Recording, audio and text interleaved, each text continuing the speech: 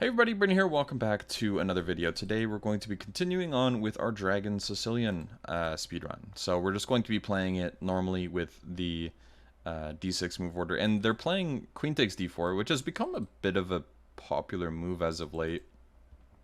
I don't really believe in it. So normally what you do is you just play bishop d7, e6, you just kind of play normal moves and you get a pretty decent position. The whole idea here, I believe, is to kind of get this Maroxy structure without their light squared bishop, which can sometimes be not a great piece. But I think trading that much kind of does not work out for them. We're just going to continue to play this normally. We can play knight to e8 here, offer a trade, and make sure that they can't really break through on d6 here. That's an option.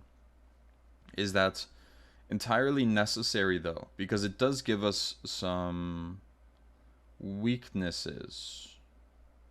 We could also just take on f6 or ignore it altogether and play queen c7.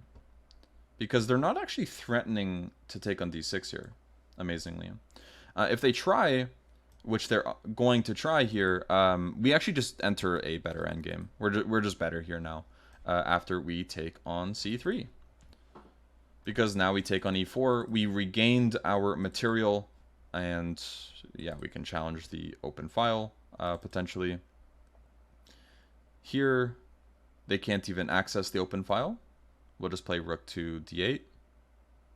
Force a trade, essentially. I guess they could play rook to b6, but this is not really in the spirit of the position, in all honesty. So rook to d8 looks good. There's also e5, interestingly enough. e5 looks quite decent, with the idea that if they try anything like this, we can always just take, and then take again. So we just win a pawn there. It's probably going to fall, but that's not the point. So yeah, I do like this move e5 quite a bit. The whole point here is I'm just trying to move their knight away so we can play moves like rook to d8 without much of an issue. I think this rook is better to move. So let's move that one. There we go. We'll take. And now we can play this move rook to c8. We're not threatening anything quite yet, but we're going to play king f8 to e7, kind of get the ball rolling, and everything looks okay. There are no threats here, and now they might be playing for knight to a5. But to say knight to a5 is a concern is just not true. I'm not really that worried of this move. I could also play bishop to f5, keep the life in the position a little bit, with the idea of knight a5, rook to c7, but then they get rook to d8. So I think just bishop to c6 makes the most sense. They can try trading, but the problem is if they just continue to trade in this position after bishop c6, so for example, knight to a5, king to e7, and they traded everything, I actually don't like their position much. So king to e7. And now I want to go rook c7 as fast as possible. This is kind of a dream of mine. And after rook c7, our goal is going to be to play bishop to a4. And I'm not sure if they will allow it or not. But the hope is that they will. Here I like f5, but I also love this move bishop to e4, or a4.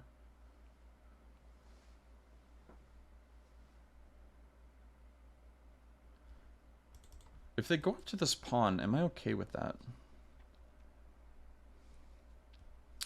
Bishop to a4. They go up to try to take the pawn. We take, and then take on c5. They take here, and we just win c5 as well. They're very active, but we are up a pawn. So I think this is worth it.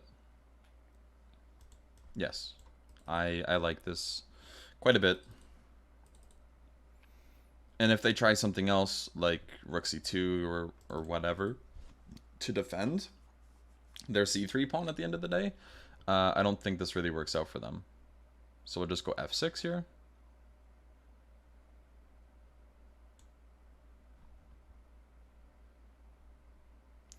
And I have moves like bishop to e8, which is very flexible. Threatening bishop f7 and then taking by force. So let's just go back. How are they going to defend against bishop to f7? That's a really interesting question. And they completely missed the threat altogether, which is great for us. Now after bishop f7, we are just winning c4, and not only that, we're just threatening to win c5 right after it. So it looks like this game is coming to a conclusion already. Which is nice to see. So bishop c4. They can go rook c2, but I believe we can just take on b3 here.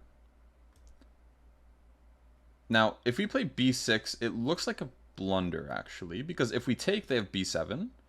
So we don't want to quite do that yet.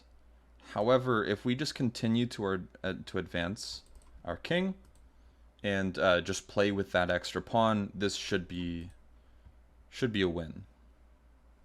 With f5 check. We can also try something like a5 to prevent them from getting extra activity here. There's also king to d5. So the real question is, do I want to play a5 or king to d5 first? I like playing a5 with the idea of king to d5 and just preventing b4 altogether. So if they go king d3, king d5, the pawn just falls. So yeah, king to d5 here. And rook c5 is unstoppable. And also, it's good to note that they don't have b4. This is something that they might have wanted to try, but they just can't. So rook c5. They are either forced to exchange or play rook a4. They decide to exchange, but this is a very easily winning king and pawn ending. We just go b5. And go h6. It doesn't really matter. We can just wait out the moves here. Because all of a sudden they're in a zugzwang. Do they play b4 and just give up a pawn? Do they play f4, give up a pawn? Or do they move their king away and we enter in? We don't even have to play a4 going for a passed pawn. We just continue to advance. And yeah, the game has been won. So let's check things over now in the analysis board, because this is always a good thing to do. Whenever you see these queen takes d4 moves, there's two ways to play against it.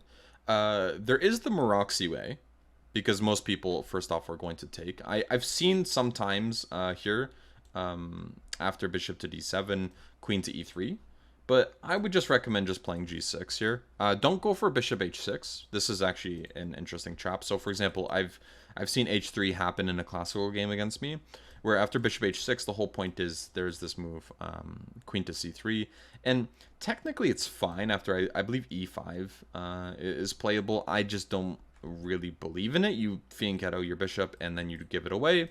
I think just bishop g7, knight e5, and you're good to go. But instead they go for these Maroczy positions. We could have also gone for knight f6 here. Though it can be a little tricky. So for example, after knight f6, bishop g5, we're just forced to play e6 anyways. So I just kind of let them get their way, played e6 myself, but this isn't really much of a concern. If we check the evaluation here though, it should probably be close to equality, I'd imagine, unless there's like a more accurate move around this point. Like maybe knight to f6 is more accurate, but after knight to f6, rook e1, bishop to e7, I think maybe queen f6 looks reasonable as well, but I would just be scared of some sort of bishop g5 in the future, because that's just a strong move anyways. But if they go into a queen trade, then I think we're pretty happy with that. Other than that, one other thing I think I could have improved on in this game is playing h6 here. The computer doesn't actually like it. I'm guessing that queen c7 is just the recommendation, and it looks like it is, just because you want to meet moves like bishop g5 with rook to d8. And after bishop g5 here, we're actually luckily not concerned, So actually a6 was totally fine, which is good. Bishop g5, queen c7. And this is just a mistake. They shouldn't be doing this, taking on f6. This is a bit more common in openings like the classical Sicilian, not necessarily the Dragon, where you give up the d6 pawn, but it doesn't really matter because when you recapture, you end up actually just winning the e4 pawn right back. And that's exactly what happened in this game, and I think we got a great position. So one thing I mentioned was rook e1. We can end up just taking on d4 here, or after rook e4, we can take on c3.